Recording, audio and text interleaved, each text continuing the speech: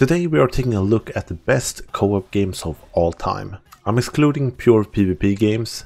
I'm focusing more on co-op campaigns in this list. And we'll see by the end if you agree with my list. To me, these are all really good co-op games, and I'm definitely gonna judge them on the co-op part, but it's also my list, so I'm gonna take into account how much fun I have had in the games. Let's get to it. First up, in 15th place I have Cuphead. This is a hard game and it took me some time to complete it the first time. With two playing co-op, the game gets a lot easier and a bit more enjoyable as you have help and someone to take on this insane game with, which will in the end result in you both having a lot more fun. Cuphead is a side-scroller with a lot of bosses and they all are very hard. You will definitely die a lot, but with a friend you get another lifeline, and when someone dies you end up rooting for each other. With a lot of different weapons, you can also strategize a bit when approaching different boss battles, and as everything takes place on the same screen, it's a more intimate game and lends itself perfectly to be played on the couch. In 14th place I have the Army of Two series.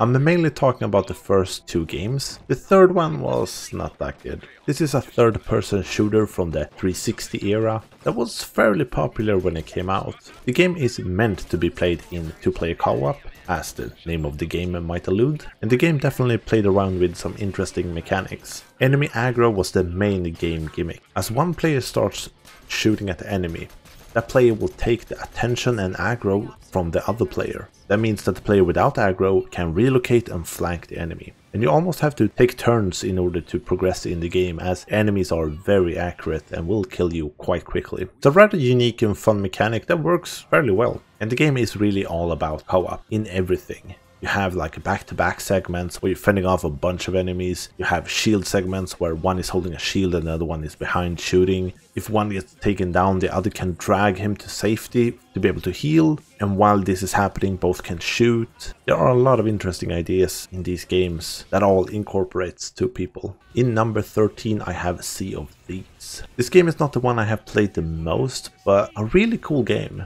You went up to 3 friends and jump on a ship and head out looking for treasure. The game is simple in its design and graphics, but also gorgeous. Easily one of the games with the best looking water out there. The game revolves around faction missions and gathering loot. The game also have open PvP, which means that you can be attacked and attack anyone at any time. The map is fairly large and they are also adding content regularly to the game. Dependent on if you play alone, with a friend or 3 friends, you'll have a different sized ship.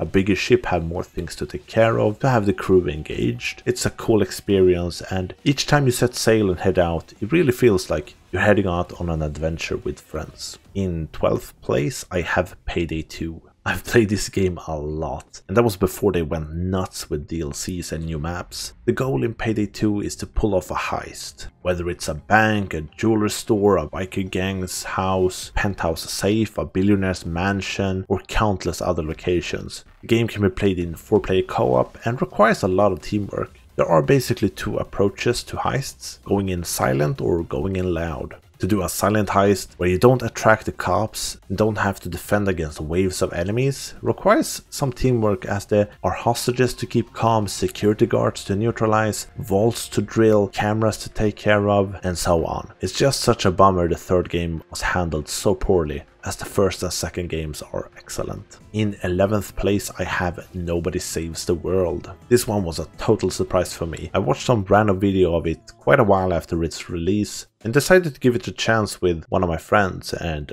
oh boy, is this a lot of fun. The structure of the game is like an old school Zelda game, with a world split into tiles with dungeons to complete in order to progress the story. The world is huge with ton of characters, side quests, secrets and much more. The cool thing about this game is the transformations. You start off as a simple dude, but as you play you unlock different characters that all play very differently and have different abilities that you can mix and match. There are a total of 15 characters that range from a horse to a monk, a dragon, necromancer, robot, and so on. Then these 15 characters have a total of 80 abilities that you can equip and play around with. It's a blast, and the humor in the game is excellent as well. The game can be played alone, but you really shouldn't. It's so much better if you play it with a friend. Can't recommend this one enough. In 10th place I have Enter the Gungeon. I had this one of my top 15 roguelike games of all time as well. This is a roguelike with an emphasis on guns. The game follows a pretty standard roguelike formula with rooms full of enemies, you'll find loot from time to time, and then kill a boss and progress deeper down. I really like this game. The thing that's so wonderful is that, like anything in life, things leave an impression. This game I have played with a lot of different friends and I've had a blast. And this is kind of what made this game special for me, as I had a different experience with all of my friends and we discovered different things about the game and how we play together. It's kind of cool. It's a relatively hard game with bullets flying everywhere,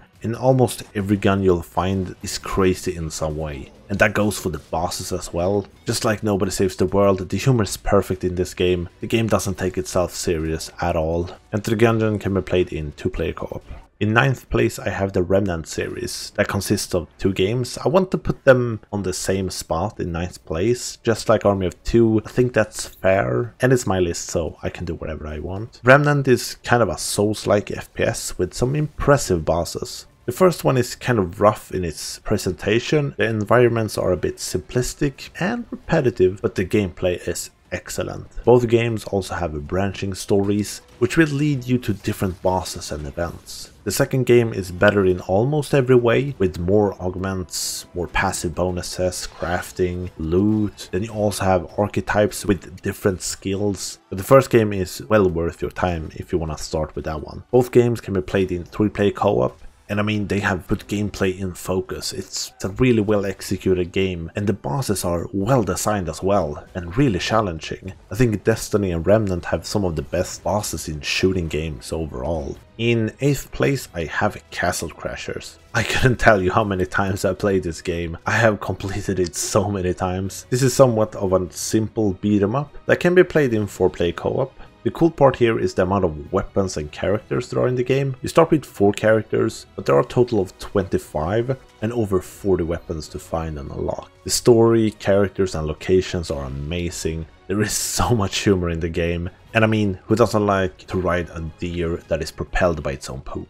Just like Enter the Gungeon, this one is very special to me, and I've forced almost all my friends to play this with me. It's a perfect game for a game night with some friends. In 7th place I have Children of Morta. I love this game, and also one I have on my top 10 roguelike games of all time. This is a roguelite type game with some RPG elements. This is also a game that is focusing on the story a lot, as a family is drawn into a big conflict against dark forces. Throughout the game you get to play with different family members, and as you do runs you get more story, and they are told so neatly with a lot of emotion. The game can be played in 2-player co-op, and I really recommend it, as it becomes quite hard alone. Synergy between characters is also why it's so much more enjoyable to play with a friend, as you can mix and match with skills and the characters. Each character has a skill tree and stats to level up, so there are a few different builds you can play around with in the game. It's a wonderful game. From the beautiful pixel graphics to the story, the character and the gameplay, can't recommend this one enough either. In place number 6 I have the Borderlands series. As I've done before, putting all of these games together, as it is kind of hard to just pick one. I mean, some might think there are only 3 games. In actuality there are more like 7 of them. But I'm mostly thinking about the first and second game here.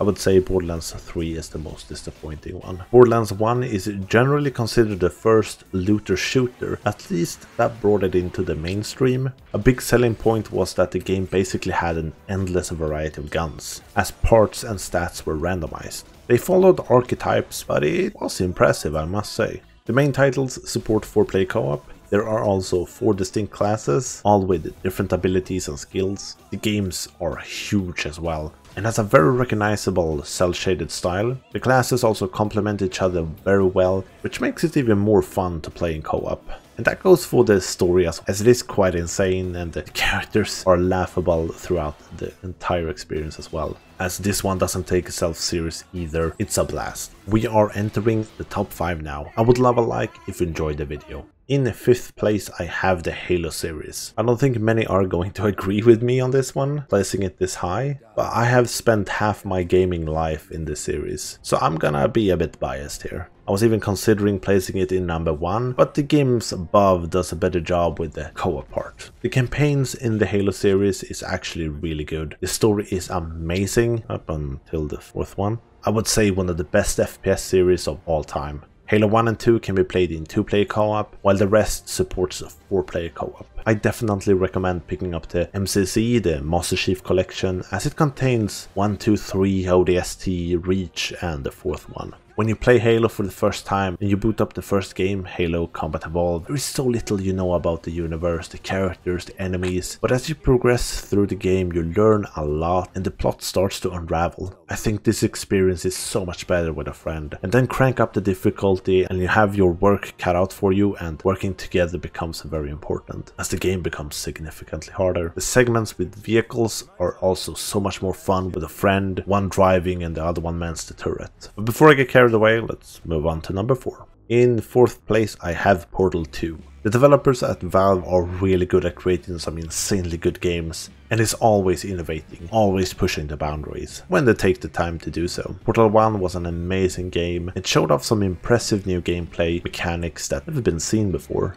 Like in true Valve fashion, the second one did what the first one did, only better in every single way. And on top of that, they added a co-op campaign. The co-op campaign has its own story, characters, puzzles, and the puzzles were made for 2 people. That took the puzzles in a completely new direction, as you have 2 portal guns, even more complex puzzles. Some puzzles also split you up, forcing both players to solve different puzzles in order to progress. It's an amazing puzzle game with expertly crafted levels that keep you interested and engaged for hours. The developers made an amazing job with this game. In 3rd place I have It Takes Two. This might be many people's favorite co-op game, and I can see why. I played this one with my wife and we had a blast with it. The game's biggest strength is also why the game isn't placed higher for me. The variety in gameplay is the magical thing about this game. How many different items and gadgets you get to play with, and that both characters get different gadgets that complement each other quite well. The thing is that it's nothing really new here. It's been done before. The gadgets have too little depth to them, and you switch them out way too often. It was great for my wife, as she doesn't play as many games as I do, but for me it was too easy and the game kind of fell flat. The overall story is okay, the book character is a bit annoying, but the locations and variety is impressive. I have this game in 3rd place. It's an amazing game overall. The shortcomings that I talk about hinder it from placing higher, but don't get me wrong here. It's a really good game, and I really recommend playing it with someone that doesn't play games all day, every day. In 2nd place I have the Helldiver series. I don't think as many people have played the first one as they have the second one. The first one has an isometric point of view, and it's a really fun game. Like the second game, the first one supports 4-player co-op, and plays for the most part the same as the second one. I think the variety in objectives is a lot better in the first one, but I think that's about it. You have another alien race to fight against and some epic bosses, but I think that's coming into the second game sooner or later. The second game is amazing. I think they really nailed what a co-op shooter should be all about. Just pure action and chaos. Enemies everywhere, forcing you to work together in order to survive. And then they have added small things that just sells the co-op experience even more and immerse you even more. Like take the rockets for example. You can reload it by yourself, but it takes a long time. If you have a friend that carries the ammunition, that friend can help you reload and it goes super quick. I love small details like this in games. It's so cool. Taking the first spot is Left 4 Dead 2. There was no getting around it for me. This is the ultimate co-op game to me. I unfortunately barely played the first one, so I'm not gonna include it. It would be disingenuous. The second one I have played for hundreds and hundreds of hours. I said that Helldivers 2 have everything a co-op shooter should have, and I think Left 4 Dead 2 is doing it even better. Still, after all these years. Teamwork and speed is everything here, as you have to make it from one safe house to the next and not get killed by zombies along the way. And this is the interesting part, as you are playing it in 4-player co-op, you will have to make it through a sea of zombies, as well as not get killed by special zombies that spawn from time to time. The regular zombies will run at you, slow you down and damage you a bit. This leaves you open for the special zombies to attack you, which is much more devastating. Moving fast, helping each other is very important, because if one dies, the rest of the level will be much harder, as you have one less that can help you out, clearing zombies and killing specials. Then you can take it to the next level. I said this list wouldn't include PvP, but this game is a bit special in that regard. The main PvP mode for Left 4 Dead 2 is played like a regular co-op campaign. The only difference is that you have two teams that alternate between playing the survivors, trying to make their way through the campaign, and the other team playing the special zombies, trying to stop them. This is score based, so it becomes even more important to play as a unit and keep everyone alive. As the special zombies, you want to work together, setting up ambushes and not making it too obvious. It requires a great deal of knowledge and teamwork to take down the survivors. It's an amazing game with intense gameplay that will have you on your toes the entire time. Thank you so much for watching. Please leave a comment with your picks, I would love to know. Otherwise, have a great day and I'll see you in the next one.